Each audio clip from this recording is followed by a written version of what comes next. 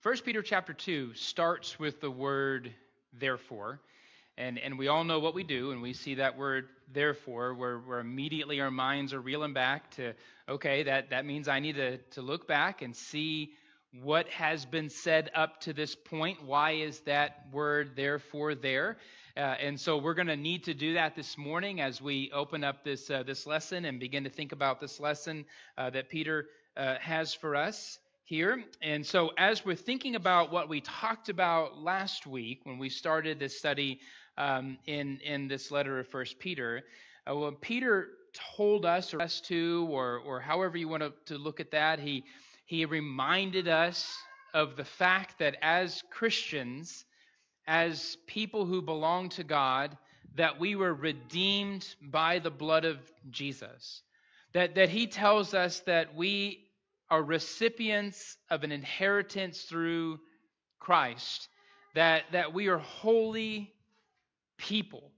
In fact, at the very end of that chapter, he says in verse 22, he says, having purified your souls by your obedience to the truth for sincere brotherly love, love one another fervently from the heart, because you have been born again, not from perishable seed, but imperishable, through the living and enduring word of God. So Peter tells us that, in essence, knowing who we are and knowing what we have and knowing about our salvation is and should bring us great joy, regardless of the circumstances, regardless of what life may throw at us. We can always look back, we can always contemplate, we can always be reminded of God's grace and God's mercy and God's love, and that can bring us joy. But he also tells us that we are to live holy lives, that now that we're holy, that we have an obligation, or we have a responsibility. I like the word purpose. We have a purpose to live holy because God has made us holy. That our lifestyle should reflect who we are. And so that's really what he builds up on in chapter 1. And then we get to chapter 2, he has that therefore. And this is what we're talking about. This is what the therefore is there for. He says in verse 1, he says, therefore, putting aside all malice and all deceit and hypocrisy and envy and all slander. He gives all of these words that kind of, they all really discuss our relationships with people. You know, that this concept of malice, it's ill will or all wickedness, deceit and hypocrisy. You know, we understand what those are, this concept of being deceitful and just being hypocritical and the idea of envy. All of these relate to us working with other people. Slander, the way we talk about people, the way we treat people, the intention of our words, right? And in other words, in light of the fact that we have been purified, that we have been born again, that we have become recipients of God's love, that we should love one another, that we should be putting aside things that are contrary to love for one another. Anything that we can think about, and these are some ideas. Of course, Peter obviously knows that these are struggles for people and obviously very worldly ways of thinking. But he's saying that these are just not loving. These are not loving characteristics, right? And if we're going to reflect the love of God, then we need to exercise and practice that love with each other. And that means that we need to put away or put aside these things that are obviously, they're not very loving. They're not good. They're not wholesome. They're not beneficial to building wholesome, real relationships. And then he says in verse 2, he says, like newborn babes long for the pure milk of the word, so that by it you may grow in respect to salvation, if you have tasted the kindness of the Lord. Now, Peter has used this idea a few times in relationship to the Word of God. He's used the pure milk, which is the Word of God. He's also talked about the imperishable seed in chapter 1, which is the Word of God. And then he also describes the Word of God as living and enduring. That's a focus for Peter. Peter wants us to think about where we get our hope. Where do we learn about? Where do we find means for maturity? Where do we get our substance for life? Right? And he describes Christians as infants, as babes. And he says, we need to be longing for, we need to be desiring, we need to be looking for the food that God has for us to nourish our bodies, to give us life, and it comes from His Word. Now you may be reminded, when we think about the idea of infancy and milk, and you might think, well, doesn't that mean something that's negative? And you're probably thinking about passages like Hebrews chapter 5, where the Hebrew writer talks about milk and being babes or infants as more of a negative thing. He's talking about immaturity. And in those passages. But in Peter's writings, that's not the metaphor that Peter is putting forth. The metaphor that Peter is emphasizing is the fact that God's Word is what gives us life. It is what gives us substance. And if our attitude should be such that we need to be like infants, not in an immaturity fashion, but in the sense that we need to desire and long for God's Word. That needs to be our source. That needs to be what we lust for, if you will. I know that word doesn't really fit in there very well, but it kind of coincides with some of the other things that Peter's about to say. That if we're really going to truly desire something and pursue it, it ought to be God's Word that we desire and we pursue. So that, Peter says, we may grow up or grow in respect to salvation.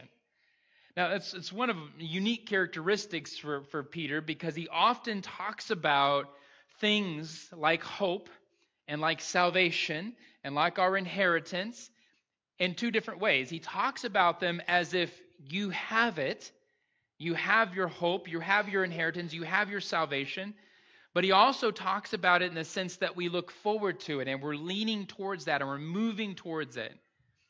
We look forward to the hope that's to come. We are growing in respect to salvation. And the reality is, it's not an either-or kind of situation, right? It's not as if we're looking forward to salvation and we have salvation, as if we need to separate those two into two different groups. Both are true. Both are true. It is both true that we have hope and we look forward to the hope that's coming. It is true that we are people who are saved and we're looking forward to salvation. It is true that we have an inheritance and we're looking forward to inheritance. Those are both true statements. All three of those are true. And it doesn't sound right when we think about it. It doesn't even sound right when you say it. But the reality is, as saved people, we are still growing. We're still maturing. We're still looking forward to our salvation. You're saved, but you're also being saved. You're forgiven. We're also being forgiven. We have a family and a community right now, but we also look forward to a family and a community in the future. And if we can think about it in that kind of way, we can open our minds to the reality that as we move through this life, as we continue striving, as we continue to grow, that there is an end goal, there is a purpose, there is a destiny. We are moving to something greater than we currently have. We're moving to something more. And Christians ought to long for that. We long for the milk of God's word. We long for our salvation. And then he says in verse 4, he says, in coming to him as to a living stone, which has been rejected by men, but is choice and precious in the sight of God. See, Peter's not talking about non-Christians coming to Christ. That's the living stone. It's not what he's referencing. But he's talking about Christians. He's saying as Christians, we're coming to him as to a living stone. That we're moving towards Jesus. We're putting off certain vices in our life. We're putting off ways that we once lived. We're putting off the old self. We're putting off different things that are contrary to loving one another.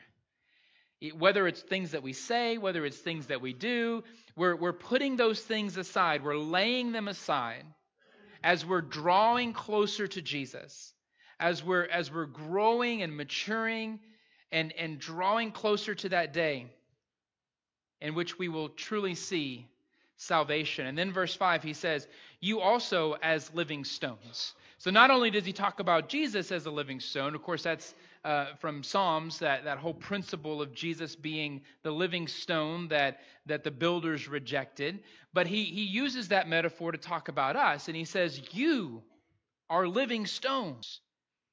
Every Christian is a living stone.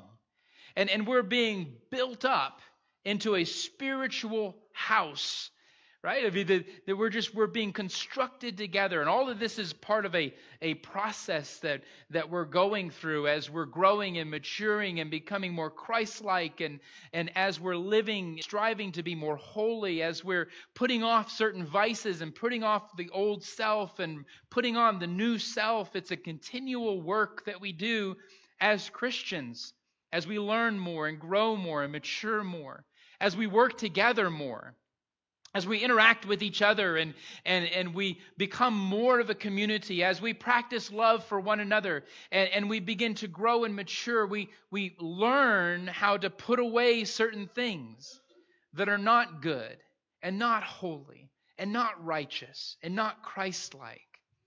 And as living stones, God is building us up to a spiritual house. And then he says, for a holy priesthood, to offer up spiritual sacrifices acceptable to God through Jesus Christ. Not only are we a house, and in that word house, or that idea of building with these stones, it really reflects a temple. And you may remember Paul's teachings on that. He taught to the church in Corinth and other places that Christians are the temple of God. We are the dwelling place of God's Spirit. That there's no longer a temple that we go to. We don't go to a temple. We are the temple. That as the church, we are the temple. We are the dwelling place of God on earth. And in this essence, in this metaphor, Peter is saying that we're like these living stones brought together and built up. But he also uses the term priesthood, which kind of throws us for a loop, because when we think about priest, we kind of have in our mind a department of religion. We think, well, even in the Old Covenant, there were priests and there were not priests. There were certain groups of people who were priests and there were certain groups of people who were not priests. And in the religious circles in the world in which we live in today, we have people that refer to themselves as priests. But what Peter is saying, that all of y'all, living stones, and all of y'all are priests of God. We are a holy priesthood. And what do we do as a holy priesthood? What do we do as a temple of God? We offer up, just like priests do, spiritual sacrifices. Right? That's what priests do. And that's what we're called to do. That's what Peter is encouraging us to do, to offer up spiritual sacrifices acceptable to God through Jesus Christ. And then he's going to give us several quotes from Old Testament passages, Isaiah 28 and Psalm 118 and Isaiah chapter 8. But he says this, he says, for this is contained in Scripture. Peter says, behold, I lay in Zion a choice stone, a precious cornerstone. And he who believes in him will not be disappointed. This precious value, then, is for you who believe. But for those who disbelieve, the stone which the builders rejected, this became the very cornerstone. It's a stone of stumbling and a rock of offense. For they stumble because they are disobedient to the word, and to this doom they were also appointed. Now, the stone, of course, we're referencing is Jesus. That seems to be the main focus of these Old Testament passages. And we're probably familiar with that idea, that Jesus is referred to as a chief cornerstone, or the foundational stone in which God will build his holy house. will build his people. And the builders, they didn't receive it. They cast it aside, right? It's just like a builder, looking through a bunch of stones, and he's trying to find the one that's the best one. He's trying to find the one that's most true, that's so well cut that you can build on it and continue. Because we all know, I mean, the foundation is so vitally important for any construction. It was the same for them as well, and they would pick through stones. And that the best were obviously the first. And here we have this builder looking through stones, and they see the chief cornerstone. And what do? They cast it aside. They reject it. And what does God do? God takes it and he uses it to build his family, to build his temple, to build his house. And that chief known as Jesus. And what's going to happen, or what we're going to realize, is Peter's audience, they're struggling. They're dealing with rejection. They're dealing with a lot of issues in their lives. That there are people who are rejecting them. There are people who are not receiving them. And Peter is saying, listen, they didn't receive Jesus either. They didn't receive the chief's cornerstone. But you are all living stones that God is using to build his house. Just because they did you for your faith in Jesus doesn't mean that God will not continue to use you. Just because they slander you because of your faith in Jesus doesn't mean that God's not going to use you. And that's something that we need to focus on too, even though we may not experience the same kind of rejection or the same kind of slander that they may have in that day. We can still recognize that the world is going to have its opinions. The world is going to have its view on us. But even if the world rejects us, we are reminded that the world also rejected Jesus. But that had no bearing on God's ultimate plan to use Jesus, to use his Son, to be the chief cornerstone in which to build his house. And the world's rejection of you has absolutely no bearing on God using you as a living stone to build his house. It has no effect in regards to your relationship to your God. And then in verse 9, he says, but you are a chosen race, a royal priesthood, a holy nation, a people for God's own possession, so that you may proclaim the excellencies of him who has called you out of darkness into his marvelous light. A chosen people. That's who we are.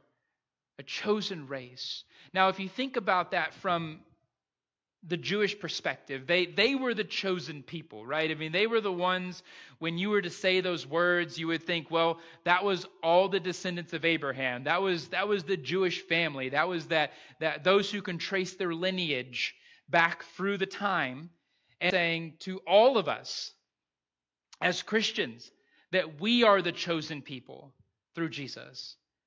We all can trace our lineage back to Jesus because we all are recipients of the blood of Jesus. We have all been born again into the family of God. We all have those ties now. Whether you're Jew, whether you're a Gentile, you are part of the chosen people of God. But he also says not just that, but you are all royalty. You're all part of the royal family of God because you're all part of King Jesus. And not only that, but you're all priests of God. Right? I mean, we're all part of that holy, royal priesthood. You are a holy nation, Peter says. You are a people of God's own possession. The question is, because of all those privileges, because of who we are, because of what God has done for us through Jesus, what are we to do? How are we to live? How are we to conduct ourselves in the world in which we live in? Well, one way, of course, is to live holy. We've already discussed that's one way we do that. We live holy lives. Why? Because our God is holy. And therefore, we ought to be holy too. But also so that we may proclaim the excellencies of God. That we may showcase God's greatness. That we may proclaim God. That's our purpose, isn't it? I mean, that's who we are. We are the kind of people, we are a community, we are a family, we are a holy nation, a chosen people, so that we may go out and represent God's excellence, God's mercy, God's love, God's compassion. All of these character traits that we relate to God are to be ours and needs to be reflected into the world. And I know that sounds a lot like evangelism, because it is a lot like evangelism, right? I mean, it's not always about us sitting down with somebody and studying the Bible, although that's incredibly important. I think we should do that. But a lot of what we do is we live up to the standard. We live up to the reality of our. And who are we? Well, we're God's people. Live like God's people. You're a royal priesthood. Live like a royal priesthood. You're a holy nation. Live like a holy nation. Go out into the world and be the people of God. Reflect God to the world. That's really our purpose, isn't it? You know, and I think sometimes we get so wrapped up on our own individual salvation, and I'm not saying that's inherently wrong, but we think, well, I just need to take care of myself so that when I die, I can go to heaven, and that's my main focus is keep myself clean enough to where when I die, I go to heaven. Peter is kind of unpacking something that's bigger than that. He's saying, no, it's yes, that's good. I mean, I'm not saying that's wrong, but listen, we need to be people who are proclaiming the excellencies of God. We need to be people who are reflecting the character of our Heavenly Father to the people of the world. And he says this, he says, for once you were not a people, right? I mean, once you were outside of Christ, once you were outside of the family, you were not a people, but now you are the people of God. You had not received mercy at one time, but now you have received mercy. Verse 11, he says, beloved, I urge you, as aliens and strangers, to abstain from fleshly lusts which wage war against the soul. And that comes back to our concept of desiring and longing for. You know, as Christians, we need to change our desires. We need to change our longings. Because the world, it's very characteristic of the world to lust or to long for or to have certain things that they desire. But as Christians, we don't hang there. That's not our life. That's not who we are. But as Christians, we have a new desire, a new want, a new purpose, a new lease on life, if you will. We're different. We've been changed. We've been made holy. We need to act different and live differently. But Peter also refers to us as strangers. And it's a common phrase that we see, the concept of being an exile. You're an alien. You're a stranger. And you can either think about Egyptian captivity, and you can think about God's people being in Egypt as exile, or you can think about God's people being in Babylon or wherever they may be. Whatever image comes to mind. But we also need to be thinking about ourselves like that. You know, this world in which we live in, the people in which we encounter, those who are not in Christ, they are not a people. They have not received God's mercies, but we are. We've had a kind of a change of address, if you will, and we belong to somebody else, and we're part of a different nation. That doesn't mean we have responsibilities in this nation. We do. We have responsibilities here. But we are exiles. We're aliens. We're strangers. We are passing through to a greater reality. We are knowledgeable of the things to come. We are in expectation of something new and something different and something great. Whereas the rest of the world is so focused on this and now and everything that's taking place here that they cannot see beyond this. But as God's people, we recognize that this is not it. This is not the end of the story. All of this that we experience in this life is not the goal. That God has more in store for us. That there is more coming. And in light of that, we focus on that, we pay attention to that, and we recognize ourselves as aliens and strangers, to abstain from fleshly lusts which wage war against the soul. And then he says in verse 12, he says, keep your behavior excellent among the Gentiles. Now, when he says Gentiles, it really just means outsiders. Excellent amongst those who are not part of God's family. So that in the thing in which they slander you as evildoers, you may, because of your good deeds, as they observe them, glorify God in the day of visitation. That's another part of our work. It's not just to declare the excellencies of God. It's not just to give example of the character of God, His mercy, His compassion, His love, His grace, all those things that we see as characteristic of God.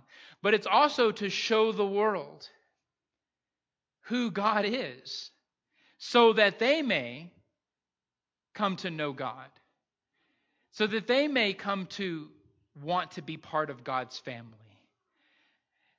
And yes, Peter says, and in the moment, you are being mistreated, you're being slandered, you're being treated as if you're an evildoer. Those things are true. Right? Even though you're not, they're treating you as if you are. But keep doing good. Keep being holy. Keep being excellent. Keep doing the things of God, because God knows, God sees, God understands that their judgment is not true. That you may be treated as an evildoer, but you're not. You may be treated as people who are rebellious and disobedient, but you're really not. So it's not a matter of how they view you. It's a matter of how God views you that's important.